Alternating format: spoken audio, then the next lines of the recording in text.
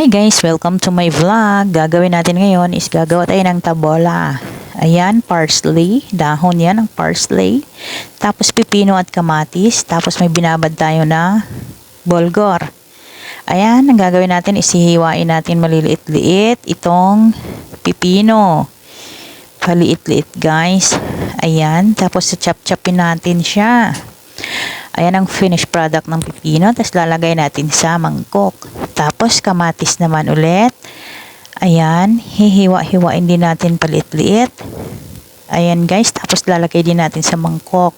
Sa susunod naman is itong parsley o kaya bagdones sa Arabic. Hihiwa-hiwain din natin siya. Tapos ihahalo na din natin sa ating mga pinag-chop-chop.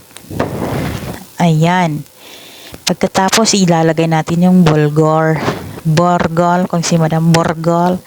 Ayan, kinuha natin ng tubig. Tapos ihalo na natin dyan sa ating mga sinap-chop na mga ingredients. Tapos, ayan, hahalo-haloin na natin guys. Haluin lang natin ng maigi. Para maganda yung mixture niya. Ayan. Tapos, gagawa tayo ng lemon maya-maya. Ayan guys, nahalo na siya. Ayusin pa natin. Ayan, ito, 2 lemon. Ayan, hihiwain natin. Tapos, i-juicer natin siya. Ayan, para lumabas yung lahat ng katas ng lemon.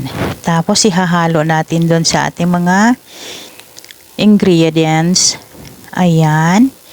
Tapos, lalagyan natin ng asin. Ayan, wag marami, wag konti. Ayan, tapos lalagyan din natin ng olive oil. Maganda yan sa katawan guys. Tapos lalagyan natin ng samak, ang tawag niyan, yung coloring. Ano yan siya guys? Masarap din yan. Yan, kasoy yan siya kasi guys, kasoy.